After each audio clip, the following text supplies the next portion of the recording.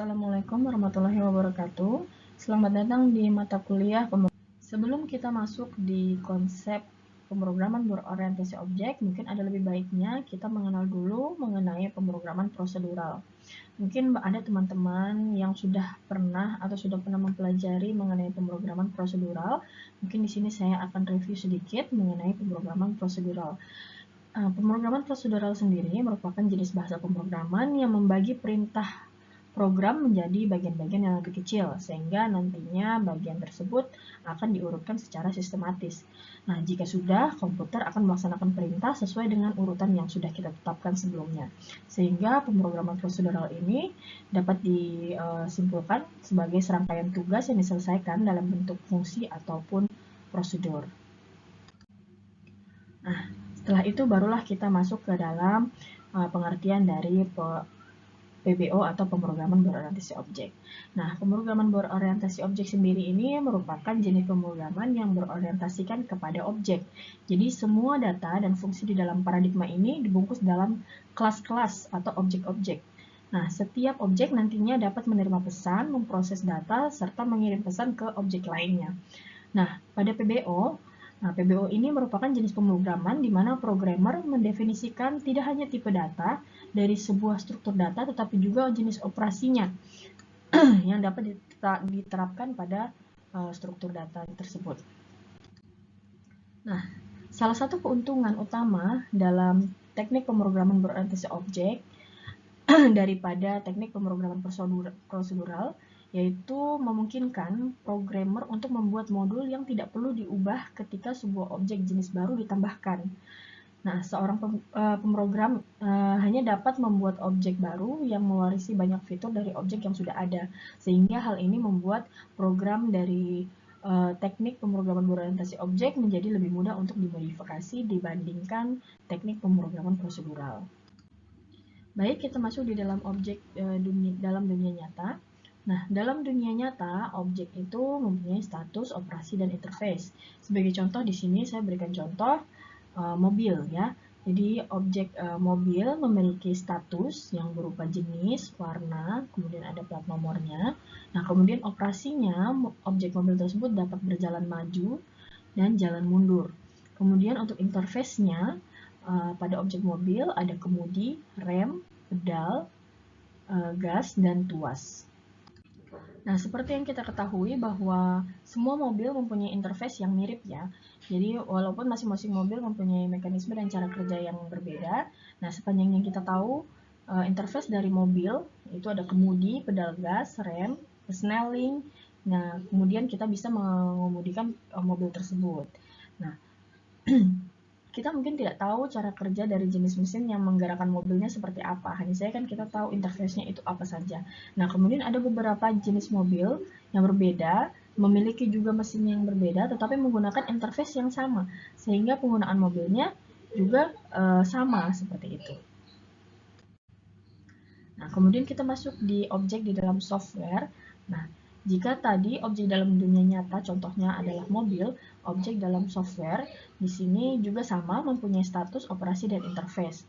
Nah, contoh dari objek di dalam software yaitu statusnya adalah variabel, kemudian operasinya adalah metode atau metode yaitu fungsi yang berhubungan dengan objek.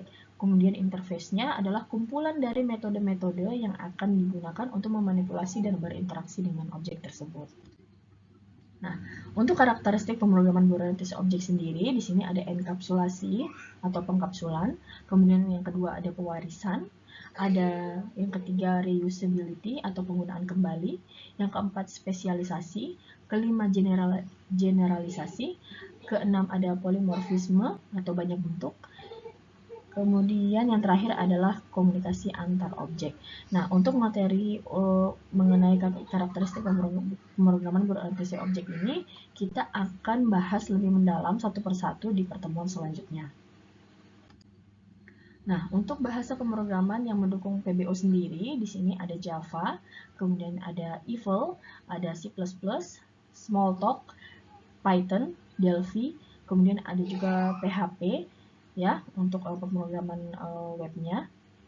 Nah, beberapa bahasa pemrograman juga bisa diterapkan dengan menggunakan teknik prosedural maupun teknik pemrograman berorientasi objek.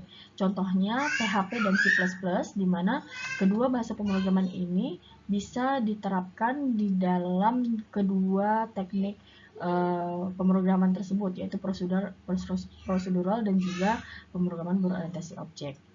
Jadi, jika teman-teman menggunakan salah satu dari kedua bahasa pemrograman yang sudah saya sebutkan tadi, teman-teman bisa membuat program dengan teknik pemrograman berorientasi objek ataupun pemrograman prosedural seperti itu.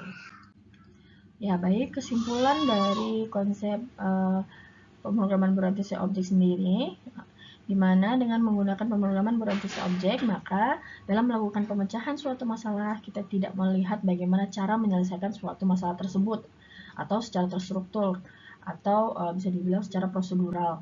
Tetapi, objek-objek apa yang dapat melakukan pemecahan masalah tersebut. Jadi kita tidak lihat strukturnya, kita tidak lihat susunannya, tapi kita lihat objeknya apa saja yang bisa membantu kita dalam pemecahan masalah. Nah, sedangkan untuk pemrograman terstruktur atau prosedural menggunakan tata cara yang teratur untuk mengoperasikan data struktur. Nah, untuk tata nama, keduanya pun memiliki tatanan yang sama walaupun memiliki pengertian tersendiri. Nah, kemudian untuk PBO atau pemrograman berorientasi objek, di sini menggunakan metode, ya, menggunakan metode, sedangkan pada prosedural atau terstruktur menggunakan fungsi atau function, ya. Jadi bila di pemrograman berorientasi objek, teman-teman mendengar mengenai objek, maka di struktur kita mengenal dengan modul, ya. Begitu pula halnya dengan message pada object oriented dan argumen pada terstruktur. Nah, atribut pada object oriented atau PBO juga memiliki tatanan nama yang sepadan dengan variabel pada pemrograman terstruktur ataupun pemrograman prosedural. Baik, selanjutnya ada tugas yang harus teman-teman kerjakan. Nah, yang pertama, berdasarkan penjelasan yang sudah saya jelaskan di atas, coba sebut dan jelaskan berbagai perbedaan dari pemrograman prosedural atau pemrograman terstruktur dan pemrograman berorientasi objek. Jadi, kedua teknik tersebut tolong dibandingkan ya. Kemudian yang kedua, cari dan tuliskanlah contoh pemrograman dalam bentuk pemrograman prosedural atau terstruktur dan pemrograman berorientasi objek. Nah, kemudian teman-teman bisa menjelaskan bagian-bagian mana sih yang membedakan antara penulisan pemrograman dalam bentuk prosedural atau terstruktur dan dalam bentuk berorientasi objek.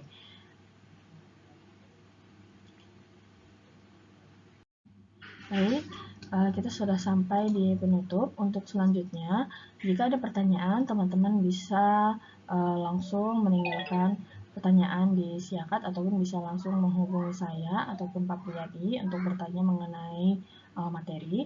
Kemudian jangan lupa untuk tugasnya tolong dikerjakan. Saya akan menunggu hasil pengerjaan dari teman-teman sekalian.